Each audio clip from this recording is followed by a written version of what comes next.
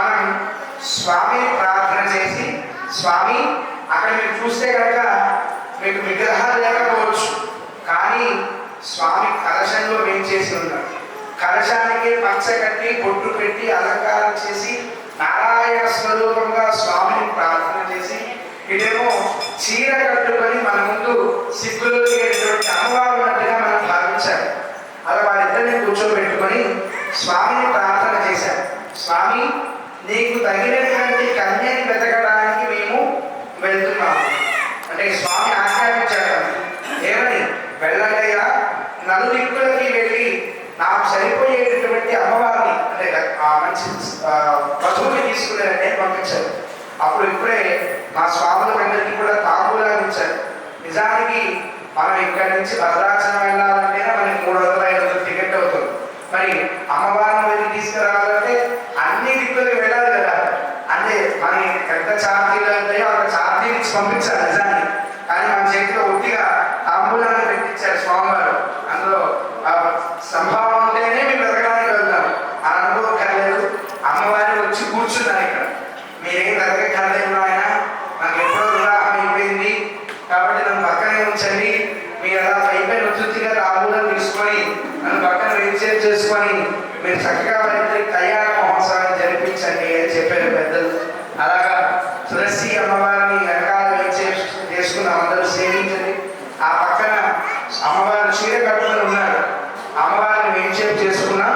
ఇప్పుడు అమ్మవారికి స్వామివారికి కూడా గోత్ర ప్రవరణని విన్నపం చేయడం జరుగుతుంది. మీరంతా కూడా శ్రద్ధగా ఆలోచించండి.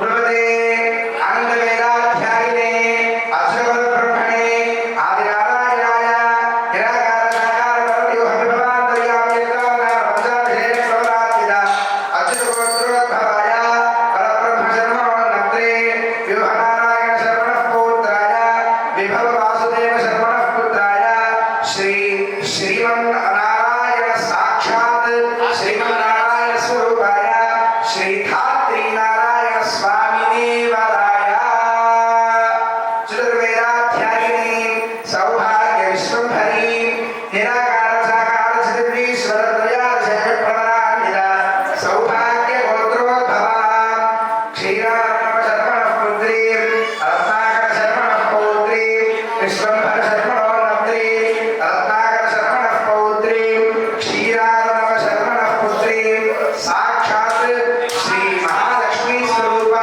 శ్రీ భూదేవి నామ్ని శ్రీ తులసీదేవి నామ్ని ఇమాం కన్యా వృణీధ్వం వృణీమహే. అంతా కూడా నమస్కారం చేసి చెప్పండి. దాస్యామి సామ్రాజ్య విద్యాశిశోపాసనం కుర్యాత్.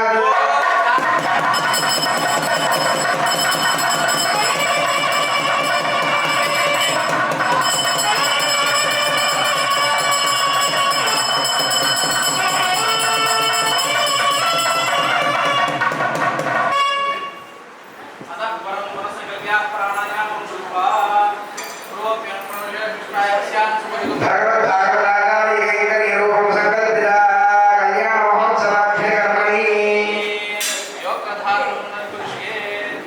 పూజ, మాంగళ్య పూజ, యజ్ఞోపవీత పూజ, కంకణ పూజ, సర్వ పూజాంత కరిష్యే సంకల్ప్య. ప్రియ భగవద్బంధులారా, ఈ మాసానికి పేరేంటండి? ఏంటండి? వినిపించట్లేదండి. కార్తీక మాసం కరెక్టేనా? ఈ మాసానికి పేరేంటండి? బాగా అయిపోయింది అమ్మాయి. ఈ మాసం పేరు అందరూ తప్పు చెప్తున్నారండి. ఈ మాసానికి పేరేంటో తెలుసిన? కార్తీక మాసం. కార్తీక మాసం కాదు, అది వ్యాకరణ ప్రకారంగా తప్పు ఆ శబ్దం. మనందరం కూడా తెలుసుకోవాలి. మీరు కూడా చదివేటప్పుడు కానీ రాసేటప్పుడు కానీ కార్తీక మాసము అని రాయాలి. ఎందుకో తెలుసిన? ఈ మాసంలో మనం ఏం చేస్తాం అంటే కృత్తిక నక్షత్రానికి సంబంధించిన మాసం కాబట్టి ఈ మాసానికి కార్తీక మాసం అని పేరు వచ్చింది. మనకి నక్షత్రాలు ఎన్ని ఉన్నాయి తెలుసిన? 27 నక్షత్రాలు. ఎన్ని ఉన్నాయండి? తెలుసు కదా మీకు అందరికీ. అందులో వేద ప్రకారంగా సామాన్యంగా మనకి కానీ వేద ప్రమాణంగా మొట్టమొదటి నక్షత్రము కృత్తికా నక్షత్రం. అటువంటి కృత్తికా నక్షత్రానికి సంబంధించిన మాసం కాబట్టి దీనికి కార్తీక మాసము అని పేరు. ఈ కార్తీక మాసంలో మనం దేవుణ్ణి ఏం చేస్తాం? అగ్నిరూపకంగా ఆయన పూజిస్తాం. అంటే ఆకాశ దీపాలు పెడతాం, దీపాలు వెలిగించి స్వామిని పూజ చేస్తాం. అవునా కాదు? అది ఈ మాసానికి ఉండే విశేషం. అలాగే చాలా మంది ఈ మాసము శివుడికి కేశవుడికి ఇద్దరికి చాలా ప్రీతిపాత్రమైనది అని చెప్తారు. ఇద్దరికి చాలా ఇష్టమైన మాసము అని చెప్తారు. అందుకే ఈ మాసంలో చాలా మంది ఏం చేస్తారు? కార్తీక దామోదర వ్రతం చేస్తారు. తెలుసా మీకు అందరికీ?